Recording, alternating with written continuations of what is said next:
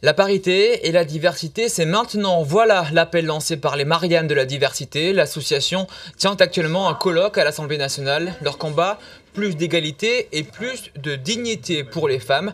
Ahmed Tazir a rencontré la ministre de la Réussite éducative, Georges Paul-Langevin. Regardez. Alors Madame la Ministre, on l'a entendu lors de votre intervention, la diversité, la parité sont au cœur de vos préoccupations profondes, au cœur de votre action politique.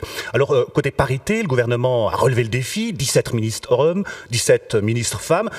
Ça sert à quoi un gouvernement paritaire? Ça apporte quoi de plus? Effectivement, je suis allée au colloque des Mariannes de la diversité, puisque depuis longtemps, elles se battent sur ces sujets-là. Vous voyez, dans des pays où les femmes ont un rôle minoré, une place minorée, il me semble que ce sont des pays qui ne vont pas bien et qui leur manque quelque chose.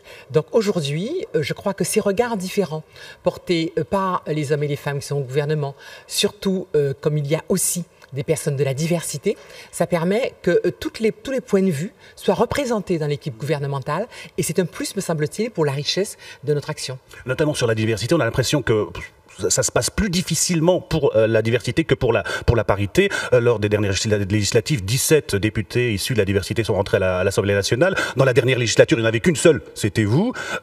Pourquoi ça bloque? C'est quoi le problème? Eh bien, je pense d'abord qu'il faut que les hommes politiques, les responsables de partis politiques, soient convaincus de ce que la diversité a un rôle à jouer dans la société française et que la représentation nationale ne peut pas évacuer une partie du peuple qui est censé être représentée. Je regrette vraiment que l'UMP préfère payer des amendes que d'arriver à une représentation plus équilibrée de la société française. Je crois que c'est dommage parce que ce combat pour la parité et pour la diversité dépasse nettement tel ou tel parti politique. Il s'agit vraiment de la crédibilité de notre modèle représentatif et je souhaite que tous les partis s'engagent dans cette voie. Dernière question, Madame la Ministre, vous êtes ministre de la Réussite éducative. Est-ce que vous pouvez expliquer à nos téléspectateurs, de façon brève et concise, quels sont les grands chantiers qui vont occuper votre action au sein du ministère de l'Éducation nationale? Eh bien écoutez, l'idée de ce ministère vient de ce constat qui est très dur pour notre pays, qui est qu'un grand nombre de jeunes, notamment dans les quartiers populaires, ne réussissent pas à l'école et que, par ailleurs, un grand nombre d'entre eux, en fin de collège quasiment, quittent ou en début de lycée, quittent le système éducatif sans diplôme, sans formation et sans qualification. Et très souvent, compte tenu de la situation de l'emploi aujourd'hui, un jeune qui quitte l'école dans cette situation a toutes les chances de ne pas trouver d'emploi.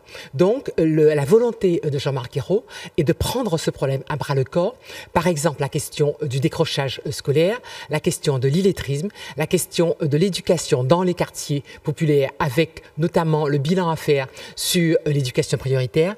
Autant de sujets sur lesquels je vais m'investir parce que nous souhaitons que l'école soit vraiment quelque chose qui permette à tous les enfants dans tous les quartiers d'avoir l'égalité des chances. Madame la Ministre, je vous remercie. À vous, Thomas Soulier.